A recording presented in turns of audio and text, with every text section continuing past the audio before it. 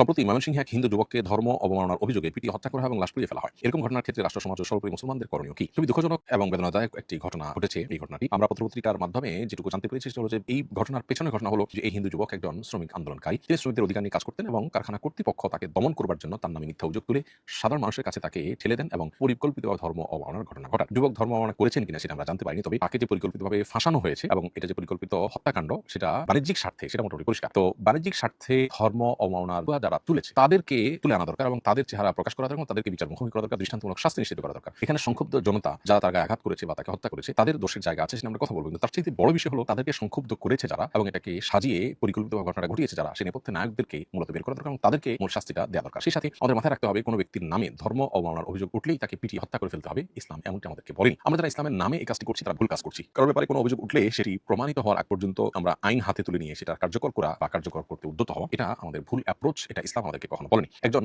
ইসলাম জানা মানুষ কখনো এটি করতে পারেন না, বরং এটি প্রমাণের জন্য অপেক্ষমান আমাদেরকে থাকতে হবে। প্রমাণিত হওয়ার পরও সেখানে আর কোনো অপশন আছে কিনা, সে লোকের মাথা ঠিক ছিল কিনা বা সে লোকের পেছনে অন্য কোনো ইন্টেনশন ছিল কিনা, আমরা অনেক সময় ঘটনার পেছনের ঘটনা থাকে সেই বিষয়গুলোকে পরিপূর্ণভাবে বের করে তারপর তার বিচারের উদ্যোগের দিকে আমাদেরকে যেতে হবে। আর দ্বিতীয় কথা হলো যে কোনো মানুষকে কোনোভাবে জীবিত হোক আর মৃত লাশ হোক পুড়িয়ে হত্যা করার কোনো সুযোগ নেই। নবী সাল্লাল্লাহু আলাইহি ওয়াসাল্লাম বলেছেন, লা ইউআযযিবু বিন-নারি ইল্লা রাব্বুন নার, আগুন দিয়ে আগুনের পালনকর্তা আল্লাহ ছাড়া কেউ কাউকে শাস্তি দেওয়ার কোনো অধিকার নেই। অতএব এভাবে আগুনে পুড়িয়ে ফেলা খুবই নির্মমতা, কোনোভাবে গ্রহণযোগ্য নয়। কোনো অভিযোগেই কোনো মানুষকে আগুন দিয়ে পোড়াবার সুযোগ নেই, ইসলাম আমাদেরকে সে অনুমোদন করে না। যারা এই কাজটা করেছেন তাদের আল্লাহর কাছে তওবা করা উচিত এবং আমাদের সবাই এখান থেকে সতর্ক থাকা উচিত যে ধর্ম অবমাননার অভিযোগ উঠলেই এখানে কেউ পরিকল্পিতভাবে অভিযোগ তুললো কিনা, যিনি অবমাননা করেছেন তার অবমাননাটা প্রমাণিত হলো কিনা, তার মিনিং বা ভিন্ন কিছু ছিল কিনা, অথবা অন্য কোনো ইস্যু এখানে থাকতে পারে কিনা, পুরো জিনিসটা পুঙ্খানুপুঙ্খ রূপে বিশ্লেষণ করে বিচার করে তারপর সিদ্ধান্তে আসতে হবে। এক কথা, সাধারণ মানুষ ধর্ম অবমাননার কথা শুনেই কোনো মানুষের উপরে চড়াও হওয়া এবং তাকে পিটিয়ে হত্যা করা, লাশ পোড়ানো, এগুলো কোনোভাবেই গ্রহণযোগ্য না। আমাদের এগুলোর বিরুদ্ধে সংগ্রাম করতে হবে এবং এভাবে আইন হাতে তুলে নেওয়া, এই কালচার থেকে আমাদের বেরিয়ে আসতে হবে এবং